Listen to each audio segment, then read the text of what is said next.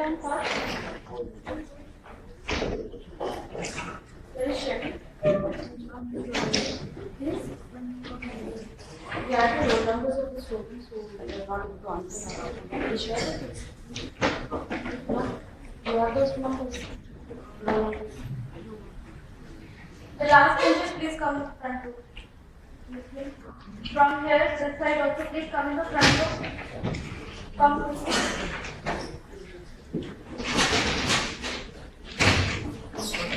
Fast. Come. What did we discuss in the last class? Come quickly, come that door. Get in quickly. Now no further entries.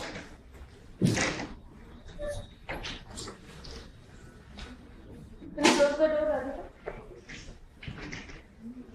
Okay. So what were these girls who had come in the last come in the front row? Come in the front row. What did we discuss in the last class? Yes, please.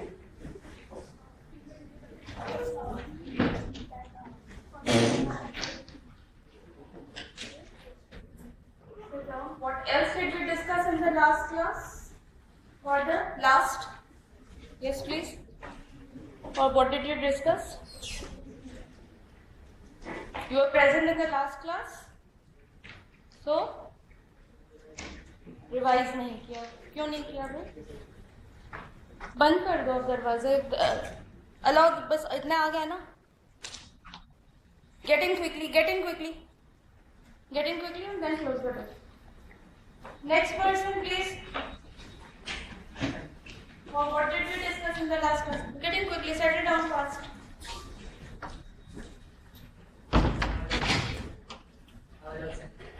So whose responsibility? Shall I come to your hostel room and explain you that yes, this is what has been taught? Next person, please. You? Yes, ovarian? Okay, good. Sit down. Okay. Now what did we discuss in the ovarian cycle? This girl from this side? Yes. It's your fault. You should have taken the pains to answer me to read that what all has been discussed. It's no excuse at all. Then you have to work hard doubly that you were absent. Next person. Yes, please. You were also absent. Then, is absenteeism, will you give this answer to when you appear for your examination that I was absent in that particular class of that day and I was unable to remember this day? So, this is not an excuse at all for me. Yes? You also, right? Yes, please. Please be loud.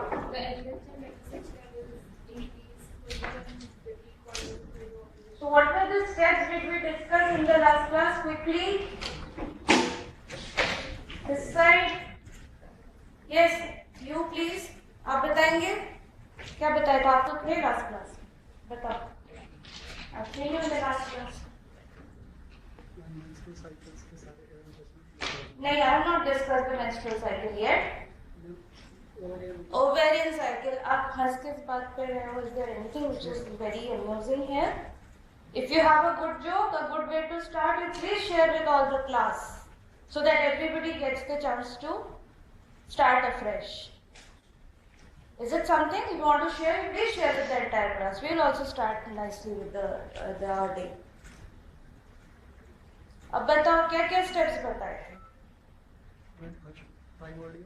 हाँ. उसके बाद primary follicles बनता है. हाँ.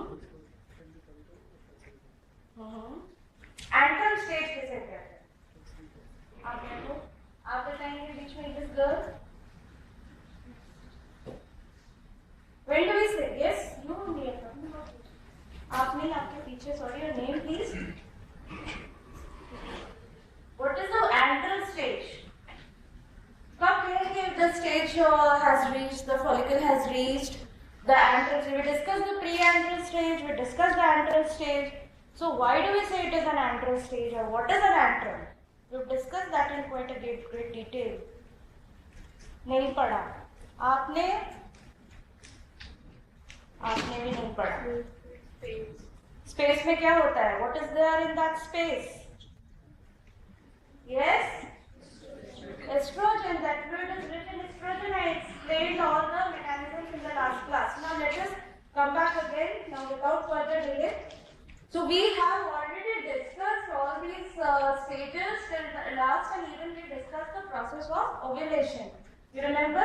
I discussed that there is increase in the vascularization that is leading to the hyperemia. We have discussed that the wall due to the proteolytic enzymes that gets what? The wall of the follicle that disintegrates, that gets weakened, and as a result, it is expelled off. The ova is expelled off. Remember that? And which hormone is required for this expulsion? LH. The LH surge is extremely required for the expulsion of this. Okay? And simultaneously, if you remember, I have also discussed the two hormonal levels, if you remember, about the estrogen and the progesterone levels also during this time. We have discussed all these things. Now, if you see the next stage, that is what is the stage which is shown with the yellow? That is the corpus luteum. You might be aware about this entity. Now, what is this corpus luteum? Why do we say it is a corpus luteum? After the expulsion of the ova, now if you can appreciate in this diagram the color, or can you see the change in the color from the previous stages? It has turned to which color? Really yellowish in nature. So, and this is basically, now what happens after the expulsion of the ova. Now, if you remember again, if I go back to that previous diagram, let me come to that. Yes, this one where we have already discussed. So, in the later half, if you see which hormone is after the ovulation, which hormone is now higher? Progesterone. Estrogen also again goes up, but not to the same extent as progesterone. Now, if you see in this condition where the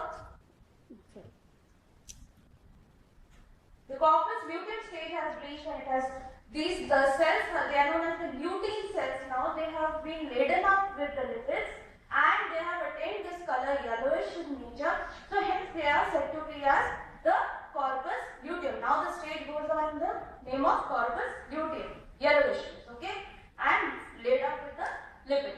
Now what you can see over here, further if you see, now this corpus luteum is actually generating the cells over there. They are producing what?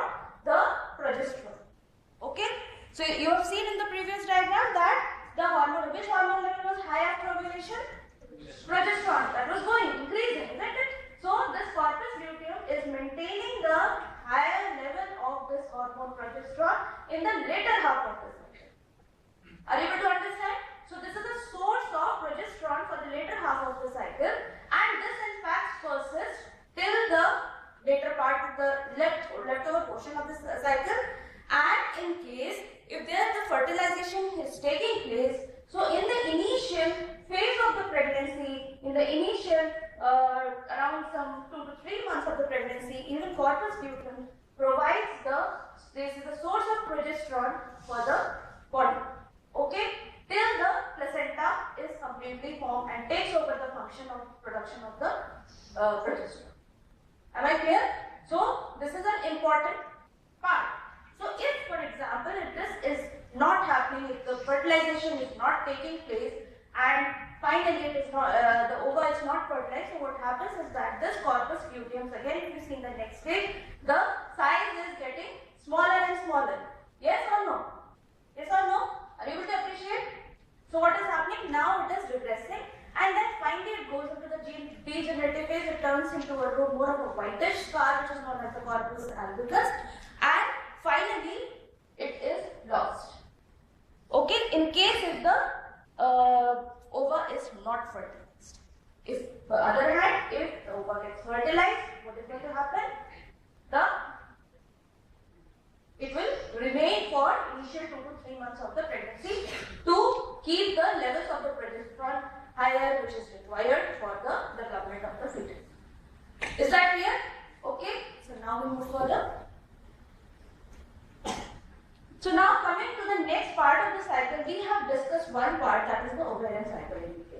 happening over in every cycle of the reproductive part of the female. Now, if you see, we now move on to the next part of the cycle, that is the changes which take place in the uterine wall.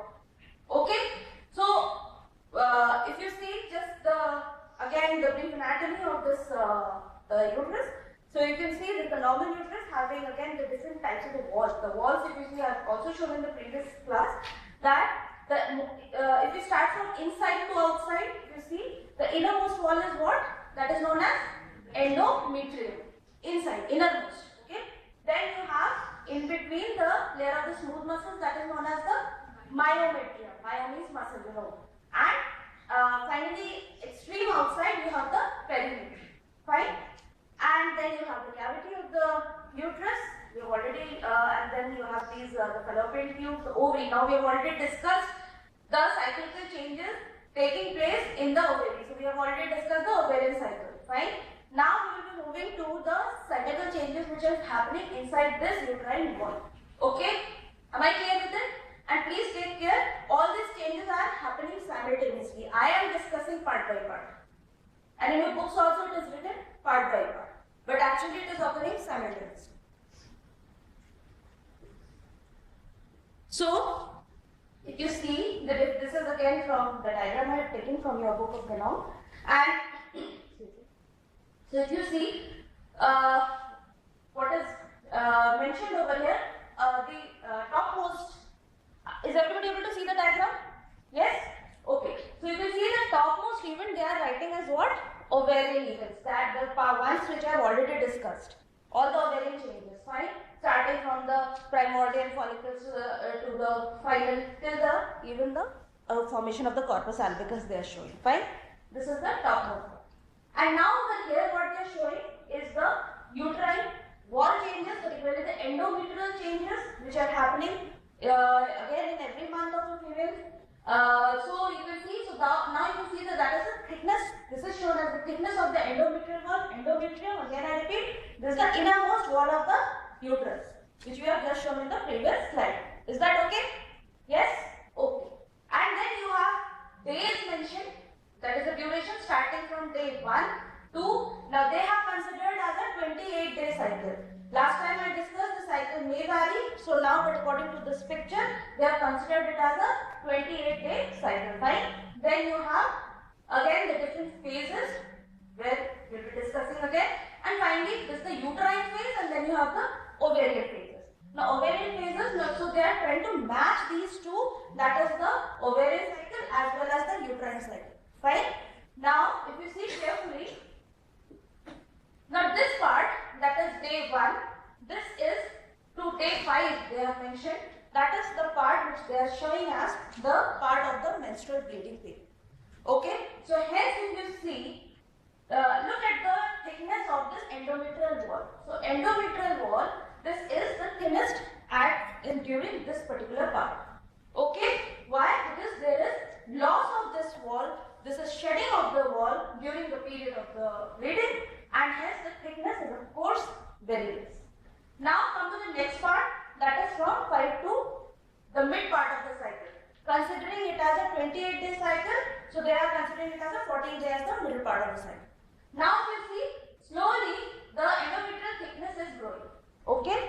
If you see simultaneous change at the ovarian cycle, this one, the ovarian event, you can see what is happening simultaneously at the same time in the ovary is that you can see that the different changes which we have already discussed, starting from the follicular development to the antral formation and finally to the day of ovulation. So these changes are taking place in the ovary simultaneously during that part.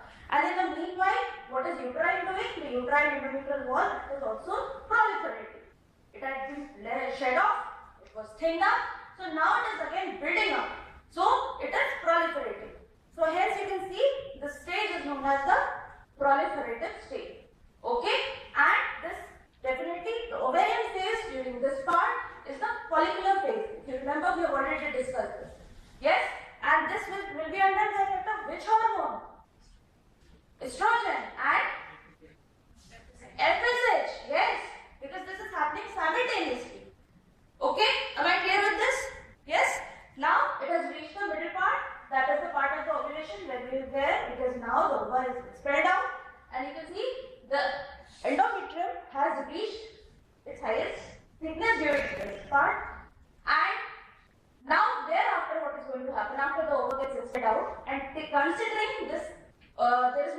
vascularization taking place.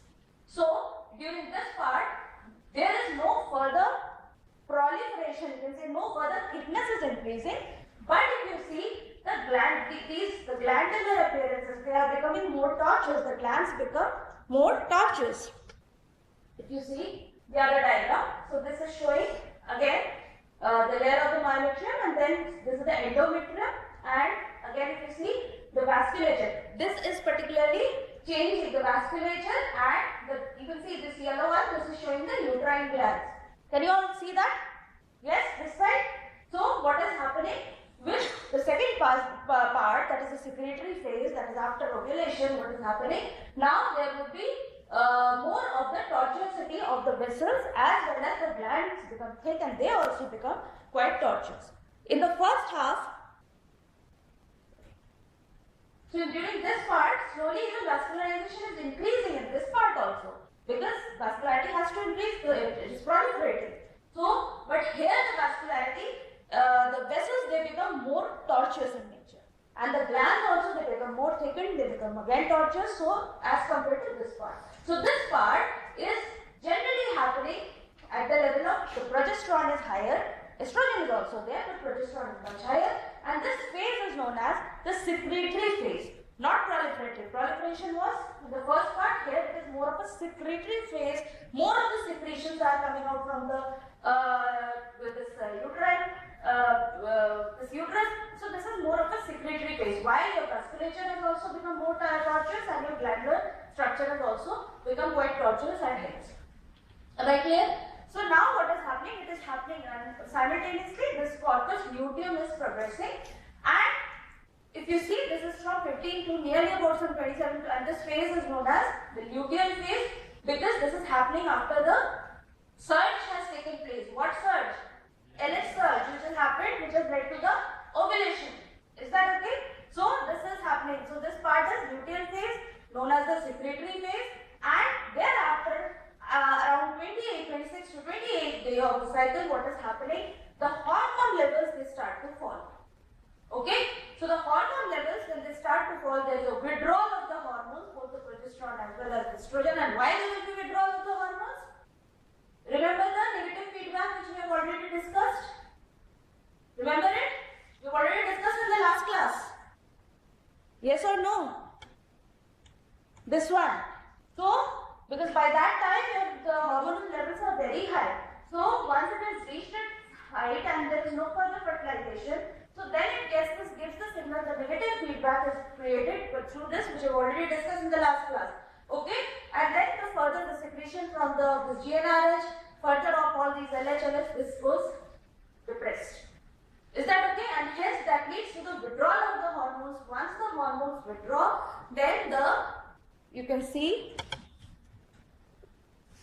this case, that is the vascularity, the vessels. I've just shown you this diagram. So you can see the vascularity now because it has already become quite tortuous in the later half, so that goes away, and because of the hormones are not there, so now what happens is that the blood vessels go in a state of vasospasm. Is that okay? So now when they go in a state of a vasospasm, what is going to happen is that supply to the endometrial wall gets obstructed, because once there is a spasm, a state of ischemia is created, and because of this, the blood supply to the endometrial wall, that is affected, and what happens is the shedding of the endometrial wall starts. Is that clear? Is that okay? Am I clear? This side? Yes? Okay. So now what is happening is, so now you can see over here, this is the endometrium has also been divided into two parts, that is the stratum functional and the stratum basal, or the basal layer and the functional layer. So the basal layer, what is happening is that always remains back after the shedding of the endometrial wall, but this functional layer, this one, this is generally lost in every cycle and again regained back to the state during the proliferative stage of the cycle. Is that clear? Yes? The last person, can you come and sit over here, please?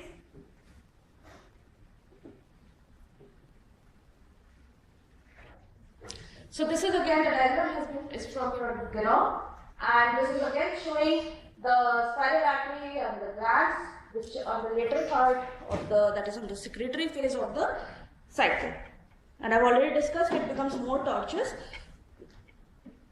Now you can say, so if we go again back to that same very starting diagram, so now you're able to correlate the ovarian cycle as well as with the uterine cycle. Yes? So both the things are happening simultaneously. So keep that in mind. Now you have the different phases of the cycle. Again, that is the follicular phase. You can correlate back with that same diagram. That is this part. Then you have followed by the ovulation, and so ovulatory phase, which is happening around 28, if you consider again the 28-day cycle, it is in the middle part, that is 14 days. But ideal way to count is around how much? What should be deducted? What figure I told you in the last class? Almost around 14 days from the duration of the cycle. Okay? And again, there can be variation. It's not very specific, but it is nearby. Okay? And then you have the luteal phase, that is the one which is happening under the, that is this one I am talking about, the secretory phase. Then followed by your menstrual phase, where the shedding of the endometrial wall, stratum functional part of the endometrium is being lost. Is that okay? Fine?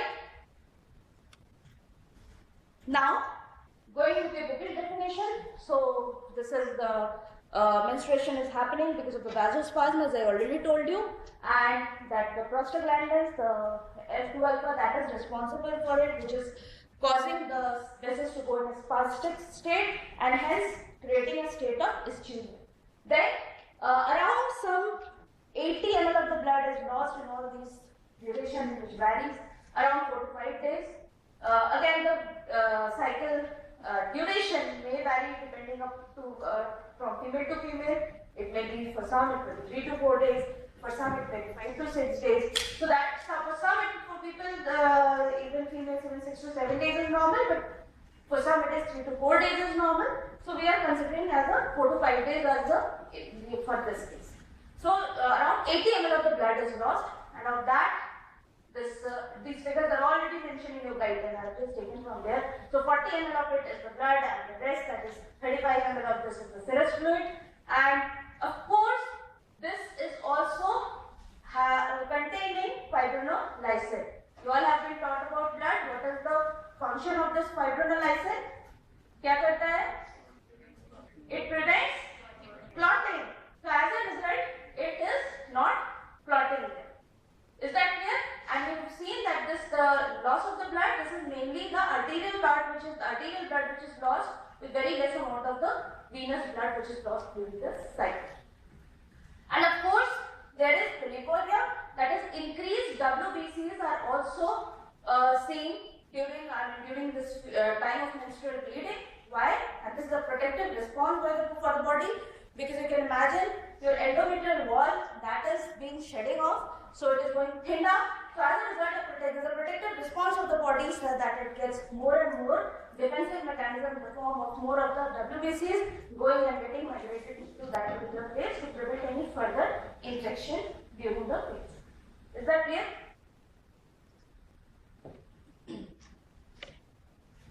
Now, we have discussed about the ovarian changes, we have discussed about the uterine changes.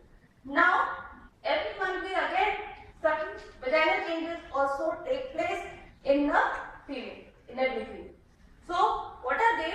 So, again this diagram is from your textbook and all, and you can see we have they have mentioned 3 phases, and what are they trying to show? We have the normal, this top one is the 14th day of the day of the normal cycle. Normal cycle again they are considering over here as 28-day cycle. Is that okay? So here they are considering the 14th day.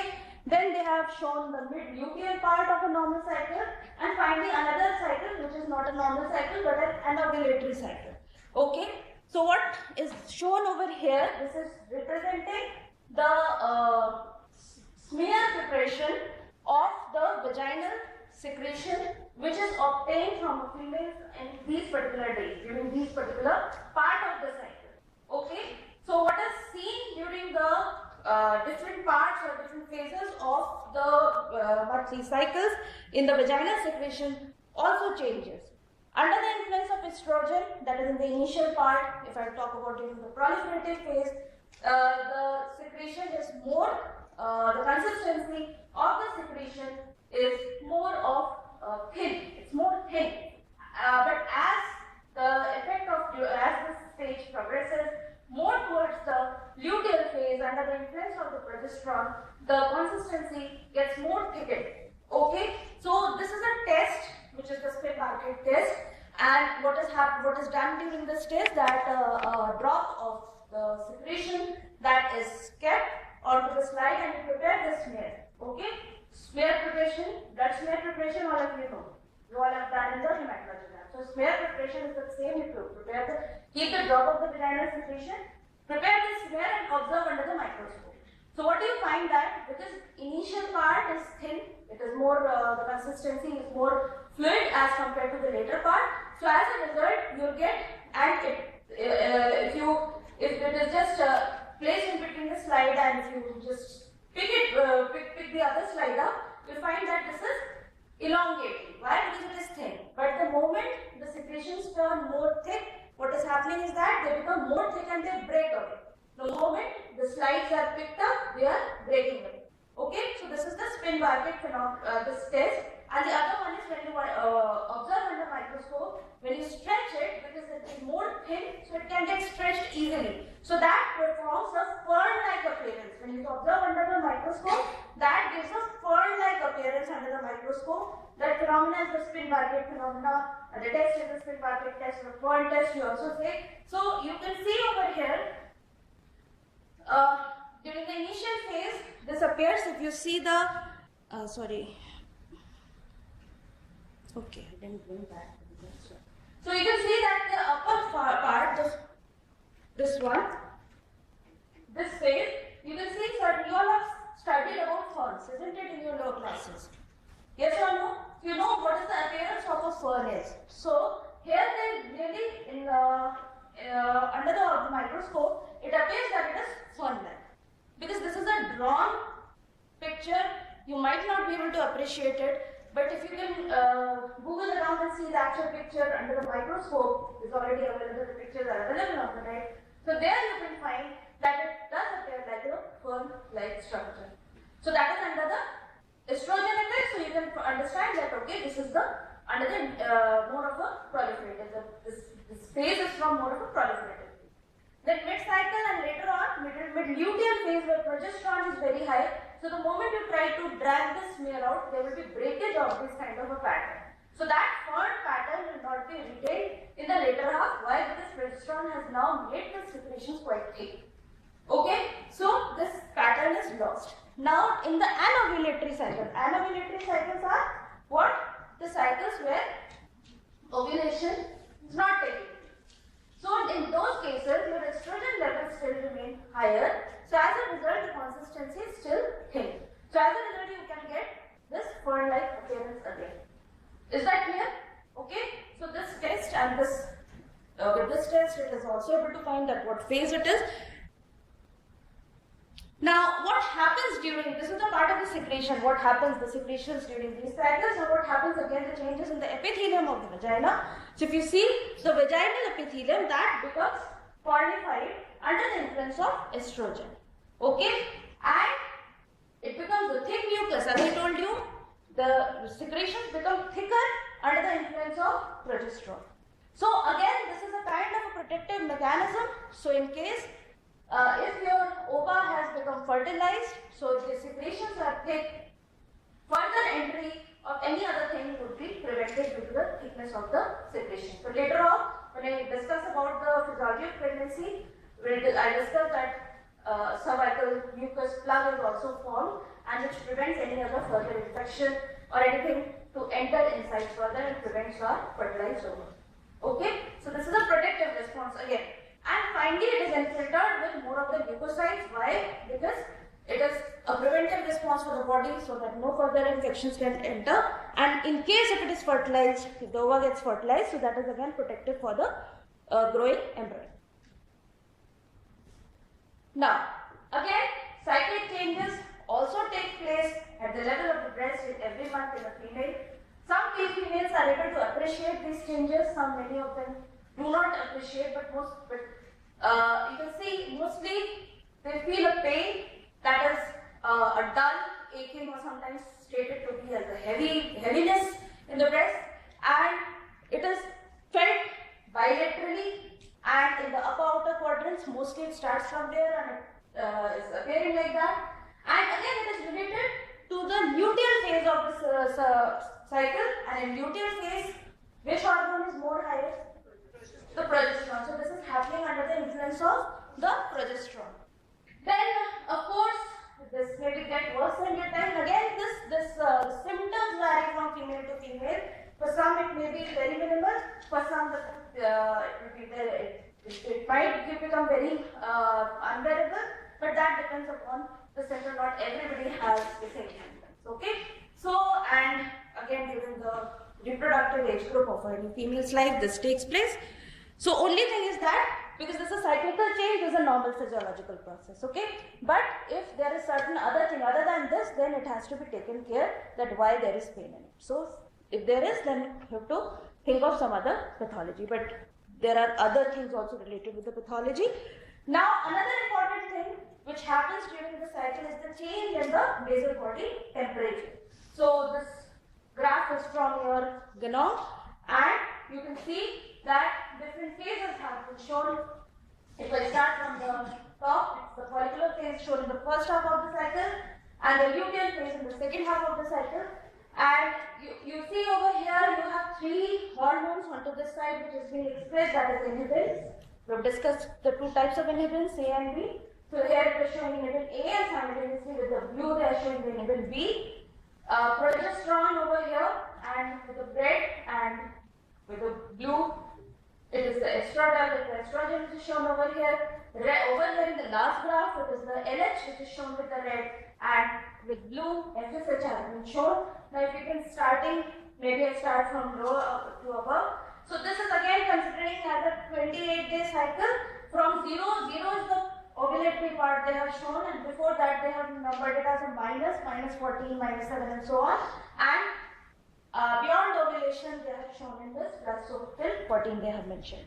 So what they are trying to show, we have discussed this part, that how the LH and FSH is changing. During the ovulation the LH reaches the peak, also the FSH, but maybe the LH is required as we have already discussed, and this graph we have already discussed. Yes or no? Yes or no this side? Yes? So you can see that initial half, but still I go ahead, I am not finding any response from this end. You can see the blue shown is the FSH. So the follicular, that is the proliferative part, is mostly under this influence. So FSH is higher over here as in comparison to LH. But as the ovulation tends to occur, the LH surge is there, so LH overrides the FSH in this particular mid phase. And from here, you see, so now then there is a falling of the LH as well as FSH both, but in the later part, if you can see, there is a higher end. Now, if you see the progesterone and the estrogen, the initial part will be more of what? Estrogen or progesterone? Estrogen. So that is being depicted with this blue graph. So this is the estrogen levels which is peaking. Again, reaching the peak during this ovulatory phase, going down, and it is maintained to the rest half. But you see this progesterone which is shown with the red part of the graph, that is going initially, the initial phase, that is the proliferative phase, is very low, but after the ovulation this has increased. And one reason for its increase is that corpus luteum is what? It's doing what? It is secreting it, so it is maintained. Okay?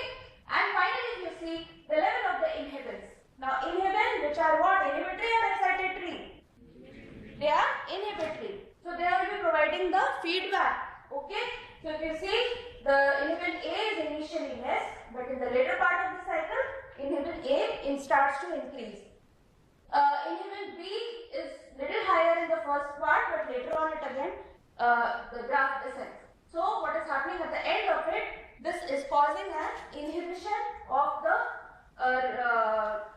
secretion of this GnRH, we have already discussed. So providing a sort of a feedback and preventing and causing the withdrawal of the hormones at the end of the cycle.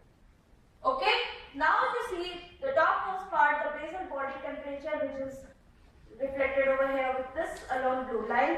So you can see that in the initial part, the basal body temperature is maintained in between some 36.5 to 36.6 as per this diagram, whereas in the later part, this is nearly, the increase is around something around from 36.5 over here.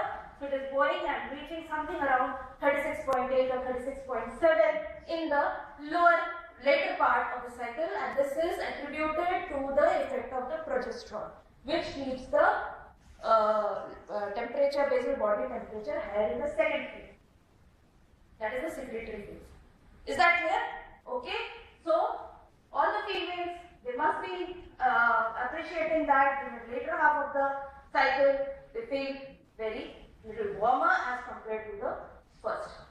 Okay. So this is because of the thermal effect which is produced by the progesterone. So progesterone is said to be as a thermogenic hormone as well. Okay. Now let us come to the functions of the hormones. We have now discussed the cyclical changes happening in a female of a reproductive age group, at the ovary, at the uterine level, the changes in the vagina, then the changes at the level of the breast. So we have discussed all, and also the basal body temperature. So this is all we have discussed, which is happening every month. Now if you see the functions of the two hormones, we have discussed the release of these two hormones in the last class. By your previous knowledge from your endocrinology classes, you are also aware that even adrenal glands also do contribute to the secretion of the hormones, mainly the testosterone, which gets converted by the level of the aromatase enzyme. Okay. Now that it is leading to the development of the female sex organs, both the internal as well as the external. Okay, and the fallopian tube, the estrogen, because it is mostly secreted in the first phase of the cycle. Remember, it is causing more of the proliferative changes. Progesterone, which is released in the second half of the cycle, that is leading to the more of the secretory changes. That is a gross thing which you should always remember. So if there is a proliferation caused by the estrogen, so it is going to cause the proliferative changes in all the structures which I am talking about.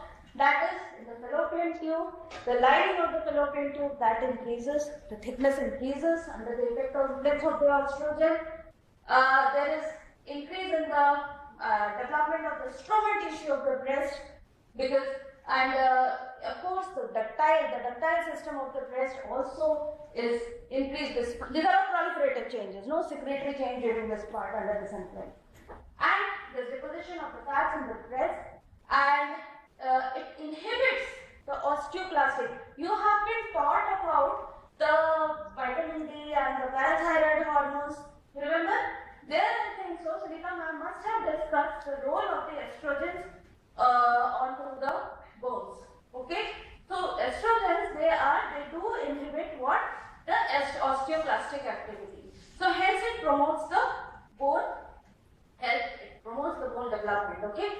And in females where the menstruation, who have reached their menopausal age group, and the levels of the hormone estrogen is decreased, so in that case that does affect the strength of the bone in these females. So the females of the age group around 45 to 55 years of age group, they can have a decreased bone health, and of course there can be more of the osteoclastic activity because this inhibition is being checked if the hormone levels goes down, and they can be more they may be prone to this osteoporosis. Okay, so if their intake is not proper of the calcium, okay, and the exposure to the vitamin D or the intake of the vitamin D, if that is not proper, definitely they might lead to osteoporotic change. Okay. And finally, the slight increase in the protein deposition. However, protein deposition was more of the function of the testosterone, which we have discussed. Here also it does, but not to the same extent as that of the male. The testosterone increases the basal metabolic rate, but not to the extent as it was produced by the testosterone. Okay, and the skin texture. This little soft. If you compare with the testosterone, that was making it coarse and dry and more oily, not dry, sorry, more oily and acne prone. Here the estrogen is making the skin more softer with a better texture. And it causes the increase or retention of the sodium and the water as well. Okay? Now, coming to the functions of the progesterone. Progesterone is more of a secretory hormone. So, it's going to promote the secretory changes of the uterus. We have discussed all the secretory changes. So, the secretory part changes will be attributed to the progesterone. Again, secretory changes in the fallopian tubes and development of the estrogen was causing the stromal tissue development. Here, these are what is causing the development of the lobules and the alveoli, which would be helpful in case the female gets pregnant, and later on it promotes the development for lactation of the child, of the infant. Okay, so these are the functions of the estrogen and the progesterone. We're coming to a little bit of the applied aspect. So till now it is clear? Yes, okay. So now certain terminologies where you should be aware of. Menarche is what? That is the starting of, yes, that is the beginning of the menstrual cycle during the puberty as the child reaches the stage of puberty. That's the beginning of the cycle in the first time in the first time lifetime of the child. And then menopause is the end of the cycles of the menstruation. So and it, as I told you, it varies. The age range is around 45 to 55. Anovulatory cycles, those monthly cycles which are not producing the ova. We've discussed how ova is being produced and released. So in certain cases, they are not produced. When normally during the initial part of this menarche, when the menarche starts and the initial cycles in the child, they are anovulatory. Okay, and even while the female is progressing towards the menopausal age group, then also the cycles are anovulatory. Is that okay? So that is a normal thing. Fine. But in otherwise, even during the reproductive age group, if it is anovulatory, that would lead to the infertility issue. Then you have amenorrhea. What do you understand by amenorrhea? Absence of the menstrual bleeding. Again, there may be two causes of it. Either primary, where the bleeding has not at all started in the female. So that can be either due to the defect in the development of the female internal organ, or even the hormonal development abnormalities. Secondary is that when initially the cycle had started, but due to certain in between some process has happened, so that was checked. Most common cause of the secondary amenorrhea is pregnancy. Okay, so there may be other diseases also. Pregnancy is a normal physiological process, but some other conditions of hormonal abnormalities or the others might also lead to a secondary stage. I'm not discussing those in details. You'll be taught about those things in your gynecology classes. Then hypomenorrhea. What do you understand by the term hypomenorrhea? Hypo means less amount of the. We have discussed around 80 ml of the blood loss is there during the cycle every month. So if it is lesser in quantity, we said to keep the hypomenorrhea. What is a menorrhagia? Yes. If there is a increased bleeding. Okay. Metrorrhagia is if there is the frequency is not same. Okay. Then it might lead to a metrorrhagia. Sometimes it is also accompanied with increased bleeding. So these conditions, these abnormalities are mostly attributed to the abnormalities in the hormonal secretions also. Okay, fine. Then you have oligomenorrhea. Oligomenorrhea is again less quantity. Okay, and dysmenorrhea is a painful. Dys means painful. So bleeding associated with extensive pain, where the female has to take certain medication for it. Okay, and a premenstrual syndrome, where before the menstrual bleeding starts, the female has certain problems associated due to mostly it is attributed to the increase in the progesterone effect, and we have said that she might feel intense pain in her breast, or she might The progesterone may cause, definitely it's a thermogenic hormone, so it is going to cause increase in the body temperature. So female might complain of this. Constipation is another issue. Bloating during the later half of the cycle, or immense female feels that she has put on weight during this phase. So again I say the syndrome, when we are using this word syndrome, that means the patient is having a complaint. But it's happening also in the normal females. But they are normal, they are not that much problematic. The moment these symptoms become problematic, then the person lies up in syndrome and patient needs the medications during that part. Okay, so these are certain terminologies. Again, the details will be studied in your later profs. But now certain genetic abnormalities, if I have to talk about, again, I think so in your endocrine system, this might have been discussed. So hypogonadotrophic hypogonadism, also the Kalaman syndrome, where the gonadotropin GnRH, that is decreased, the secretion is decreased, and you remember that GnRH is an important thing which leads to the what? The further hormones, secretions, isn't it? The LH, the FSH, and thereafter the estrogens and the progesterones. So if that is happening, the development is also affected with that leads to the hypogonadism. There are other entities also attributed to this. This is a syndrome. So there are more of the clinical features associated with it. Okay, so I'm just confining myself to the part of the reproductive system here.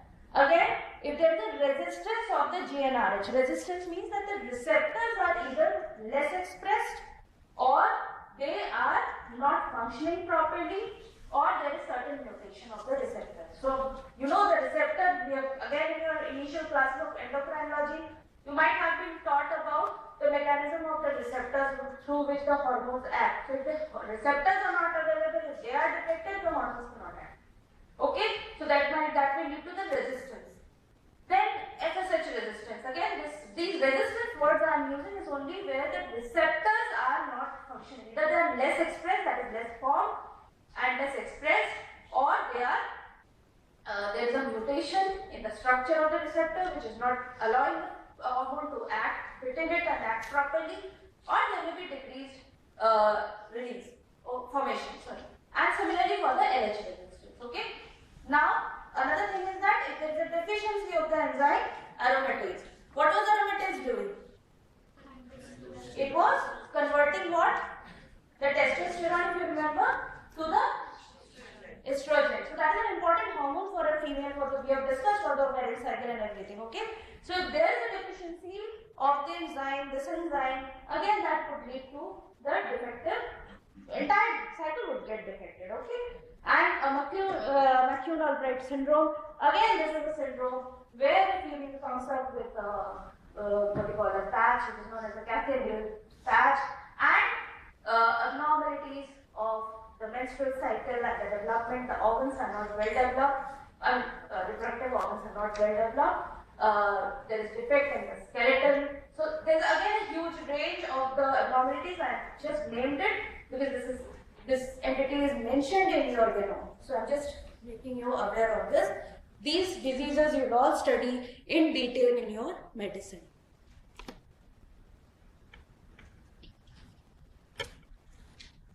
So now we have some 10 minutes, I guess. Okay. 2 to 3 minutes. You take the attendance. Do you want me to start with the fertilization? Yes or no? Not today? Are you sure? Yes. Okay. So I leave it. We'll start with the fertilization process in the next class, because I've discussed all the pre-fertilization processes both in males and females in my till now. So Radhika, you may take the attendance. If you have any doubts,